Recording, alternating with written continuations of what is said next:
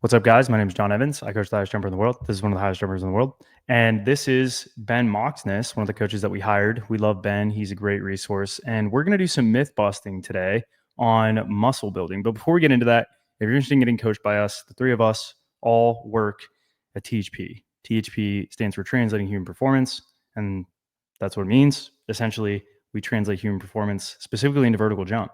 So today we're going to be talking about translating human mass, muscle, tissue into vertical gains. And we're gonna get into it. So we're gonna do some, some myth busting. So Ben, in my field, in my development as a young coach, and Isaiah, I'm sure you can say the same. We were taught that myosin and actin cross bridging happens. You damage the myosin and actin, and you have a repair process take place that basically makes bigger, better myosin and actin. True or false? So muscle damage does Oh, not your audio is cause... doo-doo. Just take that thing off. Just go back right to your I don't have it normal on. phone. Yeah. Man down. We lost Isaiah. There's storms in the Midwest. Isaiah's like, my Wi-Fi is totally down. I don't know what happened. I was like, well, sorry about that. But we're back. Anyways, true or false? Myth? Okay. Busting myths or not busting myths here? Muscle damage does not cause hypertrophy. Hypertrophy is a biochemical signal that happens, or a mechanotransduction signal that happens. So just because workout's more damaging doesn't mean you'll build more muscle. So do you actually damage the myosin and actin? Is that true? Yes, that's a part of the process, but it's not what signals hypertrophy. What signals hypertrophy is mechanical tension, but you can have workouts that don't have a lot of muscle damage that cause a lot of hypertrophy, or at least significant hypertrophy in research. So you're telling me that if I just do singles, like 10 singles, that's going to be more potent for hypertrophy? Won't necessarily be more potent, but it'll elicit some hypertrophy stimulus, even though the damage is relatively minor. But didn't you say that it's mechanotransducers sensing tension? Yes. So I'm saying So you will isn't get that the hypertrophy. most So tension? some people will say, well, you won't get hypertrophy from singles, but you will get hypertrophy from singles because it's a mechanical transduction. But wouldn't you get more because there's more tension? No, because you still need more. I mean, you could say you still need more time under tension, like you need the 5 effective reps or something similar to that. So like the more it just wouldn't optimize your hypertrophy outcomes. So you need both. Yes. Time and tension. Yes. Like most things. Correct. Like tendons. Same thing. So you're telling me that the same sensory organs in the muscle respond similarly, different sensory organs respond similarly in tendons versus muscles, time and tension. Well, yeah. So here's Isaiah. Isaiah, you look like grainy, pixelated. You could be like, you look like Atari 2000 and Really? 1993. Yeah, dude, you're just pixelated. Nice. You're like in 188p. Oh, it's better. Anyways, Ben, go on. Okay, so your question was hypertrophy in tendon versus You're telling me that hypertrophy is induced via mechanotransducers sensing tension and time. Tenocytes respond the same way, tension and time. Mm-hmm. That's all I'm saying. I'm saying Yes. The stimulus is the same. Or what would you call that? The input is the same. Yeah, like tendons, there has to be a certain strain threshold, right? And then that strain needs time to get from the external part of the tendon to the internal part of the tendon, which is the tenocyte. And then that signals the tenocytes to kick out collagen or activate the enzymes for cross-linking. And then in muscles, the strain of the high, I think it's called the high duty cycle of a cross bridge, like how long it's bound, how long myosin is bound to actin. That strain signals like mTOR and all those other pathways that cause a muscle building stimulus. Okay, next question. True or false, or myth or fact or myth. Does eccentric training elicit more hypertrophy? That's a great question. Because in in my study over the years, the answer I would say is yes, it does elicit more hypertrophy in the muscle. But, with these newer concepts, I'm just revisiting this, and I think it's good to do that. So I would assume that yes, it does elicit more hypertrophy, right? Because you have very high intramuscular force, very high tension in the muscle. And it was theorized that what happens during eccentric contractions is you're actually having myosin and actin bind and ripping the myosin heads off as it lengthens, damaging the myosin heads, specifically the heavy chain myosin heads, I believe. Now, again, this is just what I was taught growing up in my physiology classes in college. And I wanted to know if there was truth to this still, or if there's newer concepts that have been established. Okay. From my current understanding, which is subject to change based on new research, of course, eccentrics cause more cause the overall muscle volume to grow because they increase the fascicle length. But from my understanding, they do not increase cross-sectional area because that's only with concentric contractions. So if you did, say, an eccentric overload lift with like weight releasers and you went down and then came back up, then that would probably cause more hypertrophy or maximize your hypertrophy outcomes versus just doing just an eccentric contraction or just a concentric contraction. Does that make sense? You're saying because eccentrics increase fascicle length, i.e., more muscle this way, and you're saying concentric would increase it this way. Yes, because in the concentric contractions you have it increases the pennation angle, right? Like that's part of the gearing process. I mean, it's not very much during a very heavy concentric versus like an eccentric, the pennation angle it's reversing. So it won't. So the concentric contraction increases cross-sectional area because of the gearing mechanism. And then eccentric contraction, it's the reverse gear. So it won't necessarily increase the CSA because to increase CSA, eventually you have to have an increase in pennation angle. You're saying, yeah, right. Right. But does that make sense? Are you getting more, either way, you're getting more myosin and actin, like protein in the muscle? Yes, Both of very, those. yeah. Series versus series are in parallel. Yeah, either way you're adding Yeah, it more. doesn't matter. You're getting more. Okay, that's what about isometrics? What do you think? Just isometrics, does that increase hypertrophy more or less, or not at all? I would say it's I don't know if it increases it more, but it certainly increases it. It would Anecdotally, probably depend on the muscle length too, though. I've seen it increase muscle cross-sectional area a lot. Like my brother started doing isos for his calf, lower leg, Achilles. Dude, those things ballooned up like crazy. This is my identical twin, right? And I wasn't doing them as much. And then my brother was like, "Oh, I'm gonna start doing these because I have Achilles pain." He probably increased the circumference of his calf like 2 to 3 inches. It was insane. Dang. Like his calves blew up. They were huge. And my brother's super lean, so it was really interesting to see. It was like cannons on his lower leg. It's pretty cool. Distance running too. Like he has a lot of lower leg mass from distance running. But go ahead, Isaiah. What were you gonna say? I have a truth or myth question. Truth or myth? Okay. Truth or myth? Does bigger range of motion cause more hypertrophy? I'm gonna say myth for the most part. Doesn't Israel like preach that to his death? I don't love it. I'm not a big just whole stretch mediated hypertrophy guy. It does happen, but I'd rather see I think if you do Define stretch mediated hypertrophy. Like when you go to a long muscle length and then the passive mechanical tension causes some extra hypertrophy, usually in the form of fascicle length. So it increases overall muscle volume, right, under an MRI.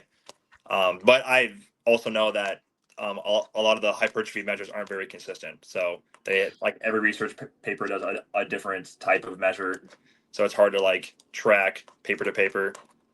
So would you argue with Israel? Would you say, Dr. Mike Israel, you're a liar. You're a fraud. I think a parallel squat is going to cause more hypertrophy than a quarter squat, but also, if you quarter squat with 1.5 times more weight, you're still probably going to get a decent. Oh, you're saying because the tension's higher in a half squat? Yeah, because I mean, Let's as say, you go let's down assume in we correct for squat, that. Let's obviously assume, your internal moment arm decreases, so you're right. gonna Let's say I'm generate on more a belt tension. squat. I'm on a belt squat, right? Yeah. So it doesn't matter. Load on the spine doesn't matter. Doing quarter squats at 80% of my max. Doing parallel squats at 80% of my max, right? 90%, whatever. So obviously I'm going to be able to do, like, for me, I don't know, 500 pounds or something. On a belt squat, maybe less. I don't know. I haven't tried maxing it out, but parallel, probably, like, for me, I think my max is like just over 300 right now, maybe. I think I did what did I do for two the other day? 295 for two. So I'm probably like fresh 315 maybe. Just below parallel for me, which is as deep as I can possibly go. I'm proud of myself for that. This is the first time anyone's ever seen my hip crease lower than the top plane of my knee in the entire history of the world. I was really proud of myself. What's crazy though is my knee like deflects over my toe like 7 inches. Like powerlifters will barely see their knee move over their toe, but like, you know, their hip crease is lower than the top plane of their thigh, and I'm like, well, yeah, but like you have it's like all lower, like posterior chain. Mhm. Anyways, that's the point when you're just trying to lift heavy weight. But so do you think that if we went on the same tempo, 4 up, 4 down, pause for 1 second, or let's say, you know, in this case, I guess that doesn't work because the leverage is going to be, you're going to be in a compromised position longer. Let's say I'm holding tension, pausing, and going like pulsing in that quarter squat position, and the parallel squat's doing reps. You think it equates, or do you think I get more hypertrophy from the parallel And squat? you're using more weight on the quarter squat. 80% of my max on that lift, yeah. So yes, like I'm like 500 there, and probably like, I don't know, like 250 on the parallel. And I would say they'd be. I would give a slight advantage to parallel, but Why? because you're still getting more. I think because the joints in a more compromised position, you're getting more overall tension, which would signal hypertrophy. And it's just overall. No, I'm saying the tensions are equated. I'm at 550. I'm at 600 quarter squat. Yeah, but I'm talking about the internal moment arm of the muscle is shorter as you go deeper into flexion. So like your quads would probably. I think intramuscularly you're probably generating more tension than parallel. When you say that the moment arm is shorter, what do you mean by that? So your femoral condyles aren't perfect circles as you go down into flexion, like the moment arm between like the middle, like the halfway point between the condyles and the patellar tendon, it gets shorter. So as you go deeper into flexion, the moment arm gets shorter, so you have to produce more force to like get out of that. That's why deep squat's so hard.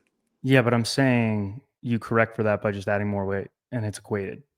Yeah, I would have to see more studies on this. I would probably favor the parallel, but How would they not be equated if the internal so for tension is instance, the the same? parallel would I put a probably have more. tensiometer in your quad, and the tension is the same.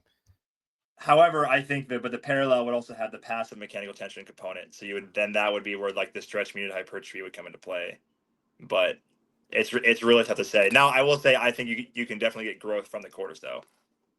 So that was the it's not all real. full range That was of motion. that was what I was trying to get to here. Yeah, That's what I was like trying you're to. going to get growth from the quarters. So don't think that I have to squat deep to get hypertrophy. Like you'll still, if you have a lot of tension in the muscle, you're still going to get growth. Anecdotally, I've gained more mass from the belt squat than anything I've ever done. Maybe even barbell deep squats when I did them. Like I've probably gained in the last 2.5 weeks, and I'm gonna do a story time about this on my YouTube after I finish this macro cycle. I'm gonna put together a full story time. I've been taking good notes and recording everything, before and after photos, everything. Plot twist. Just dropped a little gem there. But I have seen my muscle mass increase significantly. I've been storing a lot of water as well. And I've been hitting a lot of volume. So I'm anywhere. I mean, I've hit maybe one session of like intensity, but other than that, I've been between 20 and 10 reps the entire time. I think I did the lowest I maybe did outside of the doubles last week on like Sunday or something like that. I did 7 or 8, but I've had a lot of time under tension, massive time under tension. I did V-ups the other day, and I was doing like general work, and I looked in the mirror and my legs looked huge. And I was like, what the hell? And they're not like I look properly shaped. I've definitely lost fat mass as well. But I think I weighed myself post workout after sweating a little bit, and I think I was at 187.5, and I started at 185.5, weighing myself the same time every week. So obviously there's a lot of, I've measured it across the days. Sometimes I'm higher, sometimes I'm lower. But generally speaking, assuming I'm not like waterlogged with a bunch of sodium and whatever, just storing a bunch of water and carbohydrates, I have seen my muscle mass climb up really, really quickly, which makes sense because I was massively detrained. So, we see that with elite athletes, they retrain really, really quickly. Fabian, I actually talked to him and I was like, how much mass do you typically gain? He's like 3 to 5 kilos when I start volume and I start lifting. And I mean, he'll go from like 98 to like 103, something like that. Right. But that's also, he starts taking creatine as well, but he just puts on muscle, like retrains really, really quickly.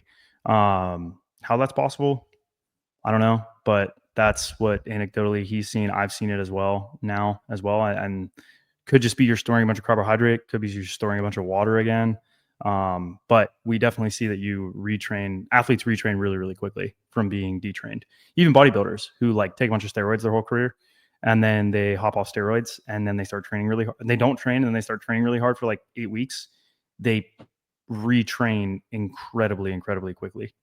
So yeah, this is just anecdotal. And then things I've seen, like I'm not going to name names, but there's a bodybuilder specifically that I know that this happened to, was clean for years, but had insane amounts of muscle mass. And I think it's because the satellite cells, you get more satellite cells when you take a lot of steroids and then they differentiate into muscle tissue and you actually see hyperplasia happen. And then you don't lose those cells. It's not like you lose those muscle cells for eternity just because you stop training them. Like you have that adaptation now. And that's why when people are like, oh, I'm natural right now. And it's like, no, once you like hop on gear, you have forever adaptations that other people don't have. Like your cells have differentiated into muscle cells. And you will always have those cells. They don't just go away. They don't just like, unless they die or you were to go in and like chop them off. But that's been my understanding as well. And this was like via Dan Path and stuff like that. He'd talk about it a lot at Altus, but I don't know if you have a different lens, Ben. I'd be curious to hear your lens. As far as the satellite cells go, from my understanding that they're more involved in the repair process. So like for a bodybuilder on roids, they just recover really, really well because they have the increased satellite cells. So I don't know if if more satellite cells. Maybe they're stem cells, not satellite cells. Yeah. But I thought satellite cells were the ones that differentiated into specific cells after in the latter. That's usually stem, but so maybe it's stem cells. I don't know. I gotta look it up. I gotta research and do some fact checking on myself on that one. I have another myth. Bust it. Truth or myth? Myth or truth? 20 to 25 sets per muscle Wait, group. real quick. Satellite cells are specialized stem cells located within skeletal muscle fibers, responsible for muscle growth, repair, and regeneration. Yeah, and I'm pretty sure they favor repair, but I don't know how else that happens with roids though. So it could be. Just saying, bro. You could be right. Just saying. Dan Path is undefeated. All right, go ahead. 20 to 25 sets for muscle growth at 8 to 12 reps per set. 25 sets of 8 to 12 sets a week? I've heard 20 to 25 per week. Okay, yeah. For muscle growth, and then 8 to 12 is the rep. This is Schofield's research. Yeah, our boy Brad. I've also heard 2 working sets to failure. Twice. Yeah, to failure or within 3 reps. I know who says that. Failure. So what do you think, Ben? Twice per week. Which one? What's the truth? One of them is way harder. So are they both true? Or are they both false? My understanding has evolved a little more. It seems so. The more research coming out, it favors higher volumes for bodybuilders or for muscle hypertrophy.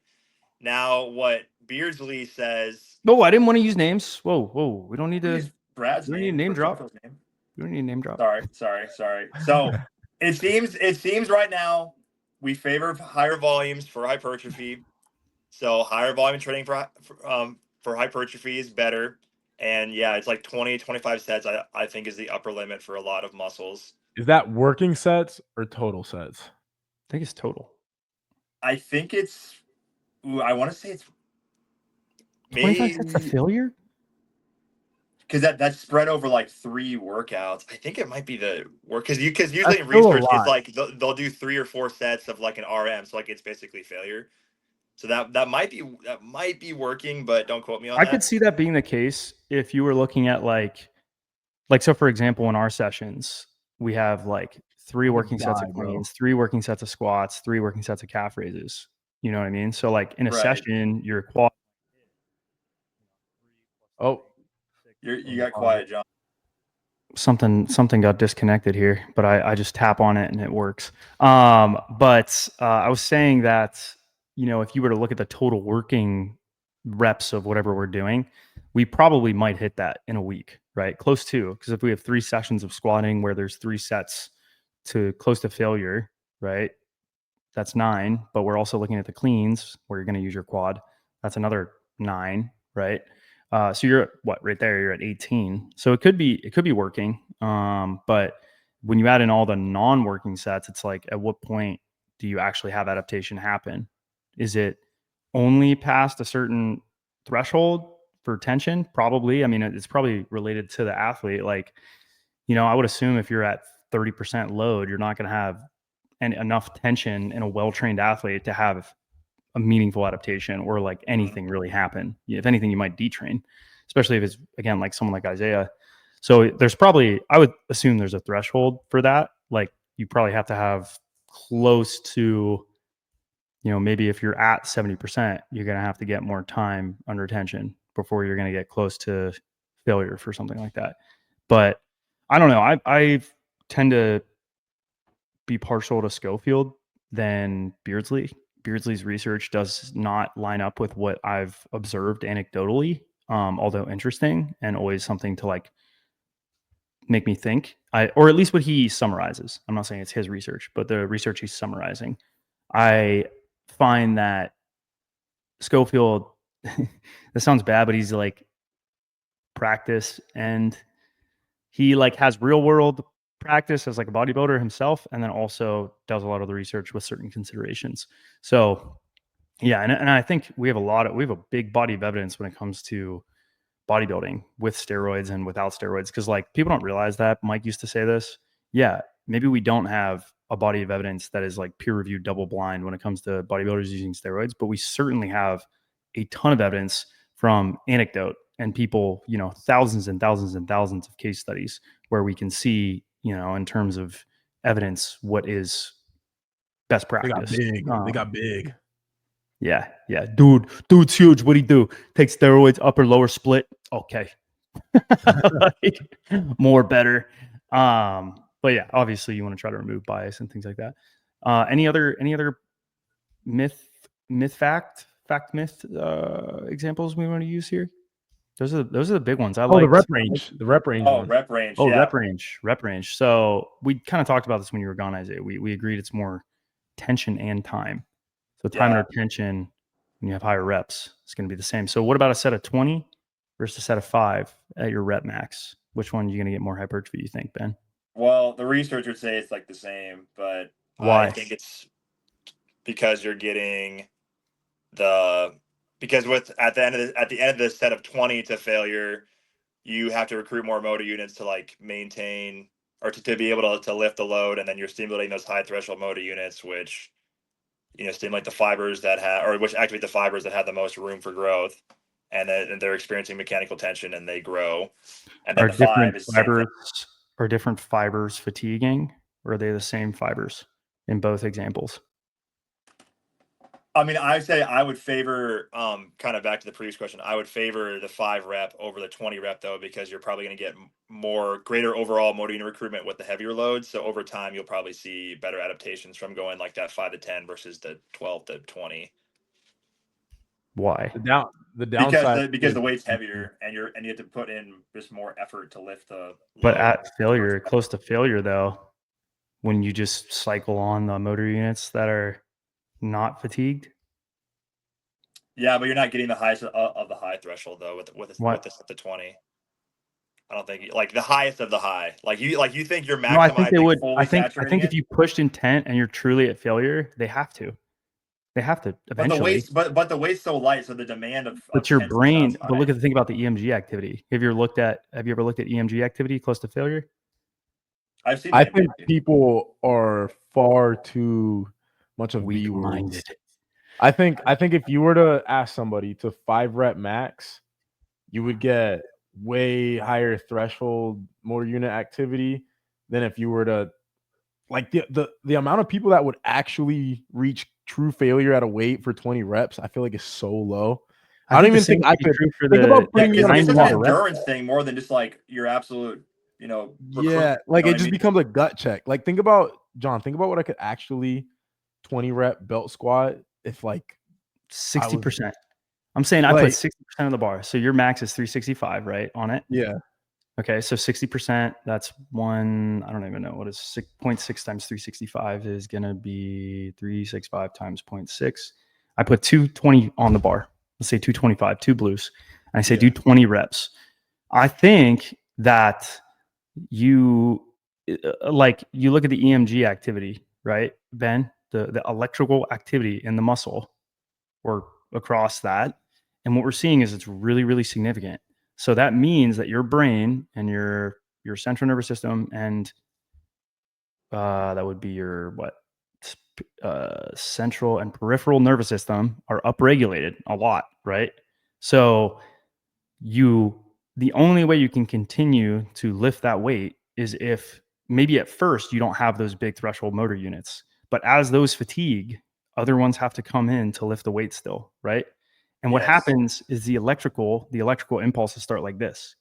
And then as you get more fatigue, they go like this and like this and like this and like this. And they actually might be higher than in the 5 rep example, which is why intent is so important, because intent at 5 reps, if you're pushing as hard as you can, the first rep looks like this.